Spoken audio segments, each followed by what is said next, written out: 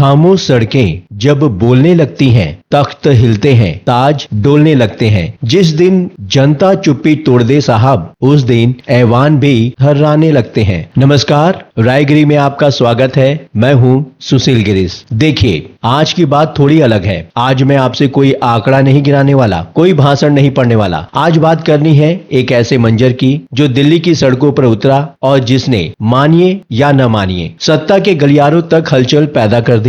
सोचिए जरा, वो पीढ़ी जिसके बारे में हम आप अक्सर कहते हैं कि अरे इनका ध्यान तो 8 से 10 सेकंड से ज्यादा टिकता ही नहीं। रील देखेंगे, स्क्रॉल करेंगे, आगे बढ़ जाएंगे। वही पीढ़ी घंटों बैरिकेड के सामने डटी रही। आप जानते हैं क्या ये कितनी बड़ी बात है? चलिए आज इसी की तह में उतरते हैं। तो हुआ यूं कि दिल्ली के जंतर मंतर और आसपास के इलाकों में सुबह से ही हजारों की तादाद में युवा जुटने लगे। कोई रात भर से वहीं डटा था, कोई सुबह पहुंचा। भीड़ में छात्र थे, प्रतियोगी परीक्षाओं की तैयारी करने वाले थे, नौकरी पेशा नौजवान थे और सबसे दिलचस्प बात, बच्चों के साथ पूरे के पूरे परिवार भी वहां मौजूद थे। अब जरा सोचिए, जब परिवार सड़क पर उतर आए तो समझ लीजिए मामला सिर्फ थोड़े गुस्साए छात्रों वाला नहीं है। दिल्ली पुलिस ने संसद तक मार्च की इजाजत नहीं दी थी। भारी संख्या में पुलिस बल और अर्धसैनिक बल तैनात किए गए। बैरिकेड पर बैरिकेड लगाए गए, आंसू गैस की तैयारी रखी गई। कई मेट्रो स्टेशन के गेट भी अस्थायी रूप से बंद कर दिए गए ताकि भीड़ न बढ़े। लेकिन जब इरादा मजबूत हो तो बैरिकेड सिर्फ लोहे के डंडे रह जाते हैं। प्रदर्शनकारी आगे बढ़े, कुछ जगह बैरिकेड टूटे, पुलिस ने आंसू गैस छोड़ी और तस्वीरों में रिपोर्ट के मुताबिक कुछ प्रदर्शनकारियों पर लाठियां चलती भी दिखती हैं। हालांकि दिल्ली पुलिस का कहना है कि प्रदर्शन को पूरी पेशेवर तरीके से संभाला गया और ज्यादा बल प्रयोग के आरोप नहीं है। अब सच क्या है, झूठ क्या है, ये तो जांच का विषय है। लेकिन एक बात तय है, आग दोनों तरफ से लगी हुई नजर आई। अब यहाँ से कहानी और दिलचस्प हो जाती है। आप सोचिए, कोई बड़ा नेता नहीं, कोई कार सेवा समिति नहीं, कोई पार्टी दफ्तर से जारी निर्देश नहीं। ये आंदोलन शुरू हुआ अमेरिका में बैठे एक भारतीय नौजवान के फोन से। अभिजीत दीपक, जो उस वक्त अमेरिका में थे, उन्होंने व्यंग में एक सोशल मीडिया पोस्ट डाली। मजाक मजाक में एक बात कही, 2 घंटों में करीब 5000 लोगों ने रजिस्ट्रेशन कर लिया। 24 घंटे के भीतर यह आंकड़ा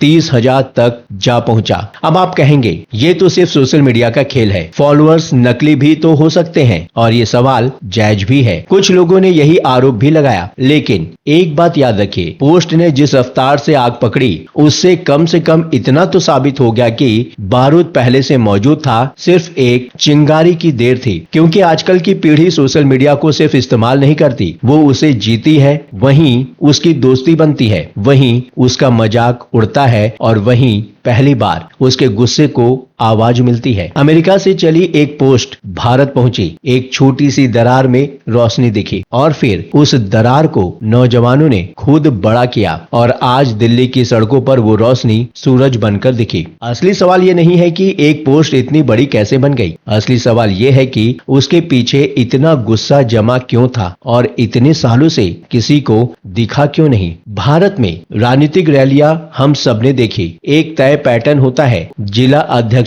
को टारगेट मिलता है, बसें बुक होती है, खाने के पैकेट बनते हैं, झंडे टोपी बिल्ले एक ही जगह से छपकर आते हैं, यहाँ तक कि नारे भी ऊपर से तय होते हैं। लेकिन आप जानते हैं क्या, इस बार तस्वीर बिल्कुल अलग थी। मेरठ से, अमरोहा से, अलीगढ़, आरा, छत्तीसगढ़, हरियाणा, राजस्थान, पंजाब, मध्य प्रदेश, झारखंड, महाराष्ट्र, कर्नाटक, कश्मीर, देश के कोने कोने से लोग अपनी मर्जी से आए, अपने पैसों से आए, अपने बैग में पानी और खाना लेकर आए। पोस्टर एक जैसे नहीं थे, किसी दफ्तर में छपकर नहीं आए थे। अलग लिखावट, अलग रंग, अलग शब्द, अलग व्यंग, लेकिन पीड़ा एक ही थी, पेपर लीक, परीक्षा की व्यवस्था की बदहाली। और सबसे दिलचस्प बात, इस आंदोलन के केंद्र में कोई करिश्माई नेता भी नहीं था, कोई ऐसा वक्ता नहीं जिसके एक वाक्य पर भीड़ चुप हो जाए। अभिजीत दीपक पारंपरिक अर्थों में कोई चमकदार नेता नहीं है, न लच्छेदार भाषण, न आवाज में वो पुराना उतार चढ़ाव, और शायद यही बात काम कर गई,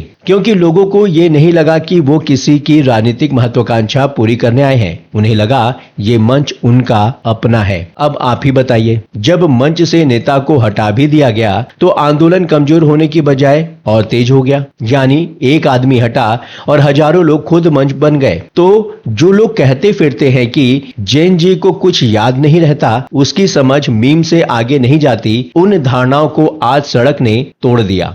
इसी बीच एक और बड़ी खबर आती है। कॉकरोच पार्टी का एक प्रतिनिधि मंडल जेपी नड्डा से मिला, लंबी बातचीत हुई, मांग पत्र सौंपा गया, लेकिन कोई ठोस लिखित वादा नहीं हुआ, कोई समय सीमा तय नहीं हुई। नड्डा जी ने सरकार के भीतर चर्चा के लिए वक्त मांगा और दूसरी तरफ सोनम वांगचुक की अपील पर अभिजीत दीपक ने अपना उपवास जरूर खत्म किया, लेकिन आंदोलन जारी रखने की बात कही गई। सोनम वांगचुक अस्पताल में है और रिपोर्ट के मुताबिक उनकी भूख हड़ताल अब भी जारी है। सोचिए जरा, 23 दिन से एक इंसान उपवास पर है और वो पीढ़ी जिसे भुलक्कड़ कहा जाता था, उसने उस इंसान को भुलाया नहीं, उसने एक आंदोलन को हफ्तों जिंदा रखा। अब यहाँ एक बात कहनी है, थोड़ी तल्ख है लेकिन कहनी जरूरी है। रिपोर्ट के मुताबिक मार्च शुरू होने से पहले कॉकरोच पार्टी ने एक वीडियो जारी करके आरोप लगाया कि जंतर मंतर के पास पत्थरों से भरा एक वाहन खड़ा था। आरोप यह है कि पत्थरबाजी का दृश्य रचकर प्रदर्शनकारियों को बदनाम करने की साजिश थी। इस दावे की स्वतंत्र पुष्टि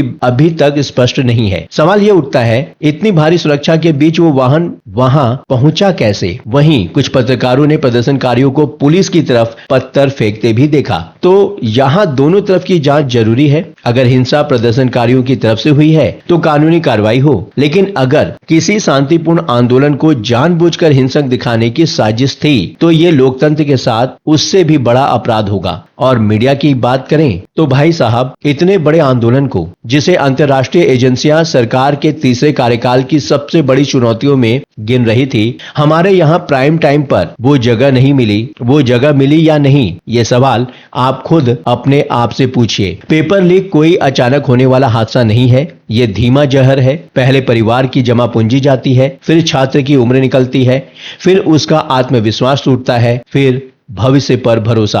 और जब वही छात्र सड़क पर उतरता है तो कैमरा उसके हाथ में पत्थर ढूंढता है, उसके टूटे हुए साल नहीं।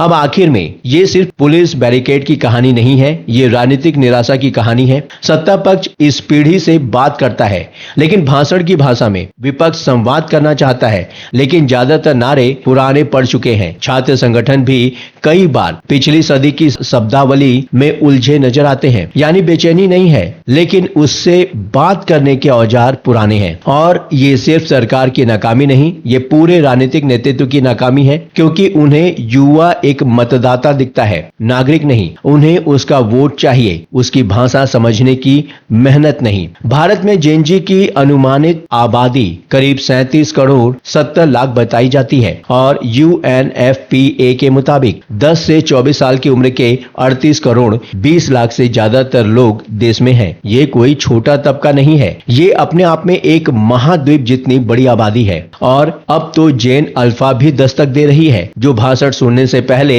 एल्गोरिदम समझती है, जो किसी दावे पर पहले रिसीट मांगती है, यानी सबूत, स्क्रीनशॉट। अगर लगे कि कोई तयशुदा स्क्रिप्ट दोहराई जा रही है तो बेझिझक कह देती है, ये तो MPC निकला। तो आज देश भर से आए युवा भले अलग अलग भाषाएं बोलते हों, लेकिन उनका डिजिटल व्याकरण एक जैसा है। उनकी मांग सीधी है, भाषण नहीं, रिसीट चाहिए। पेपर लीक कैसे हुआ, जिम्मेदार कौन है, किस अफसर पर कार्रवाई हुई और अगली परीक्षा सुरक्षित कैसे होगी? अब सीधी बात, ये कोई जीत नहीं है। मंत्री का इस्तीफा नहीं हुआ है, परीक्षा सुधारों की कोई समय सीमा नहीं आई है, मुआवजे पर सहमति नहीं बनी है, सोनम वांगचुक ने उपवास नहीं तोड़ा है। लेकिन जिस पीढ़ी के बारे में कहा गया कि वो सिर्फ स्क्रीन पर उंगलियां चलाती है, उसने आज सड़क पर अपने पांव जमा दिए और संसद के भीतर बैठे लोगों के लिए सड़क से एक ही संदेश आया, हम यहाँ किसी सरकार को गिराने नहीं आए, हम आपको बस ये याद दिलाने आए हैं कि सरकार आखिर किसके लिए होती है। सड़क आज बोल रही थी, सवाल यह है क्या संसद सुन रही है? सिंहासन खाली करो की जनता आती है, जब सड़क बोले तो संसद घबराती है। ये आंदोलन नहीं, ये एक चेतावनी है कि खामोशी अब बर्दाश्त से बाहर जाती है। तो ये थी आज की खबर चौपाल। जंतर मंतर से संसद तक की पूरी दास्तान बिना लाग लपेट के, बिना किसी एक पक्ष का झंडा उठाए। आपको ये एपिसोड कैसा लगा जरूर बताइए। आपके संदेश मुझ तक पहुंचते हैं और मैं उन्हें ध्यान से पढ़ता हूं। अगर आपको ये वीडियो पसंद आया हो तो इस वीडियो को लाइक कीजिए, अपनी राय कमेंट में लिखिए, इसे शेयर कीजिए और हाँ, चैनल 7 टीवी को सब्सक्राइब करना ना भूलिए ताकि हर बड़ी खबर की तह तक हम साथ साथ पहुंच सके। मिलते हैं अगले एपिसोड में, तब तक के लिए नमस्कार। रायगिरी से सुशील गिरीश।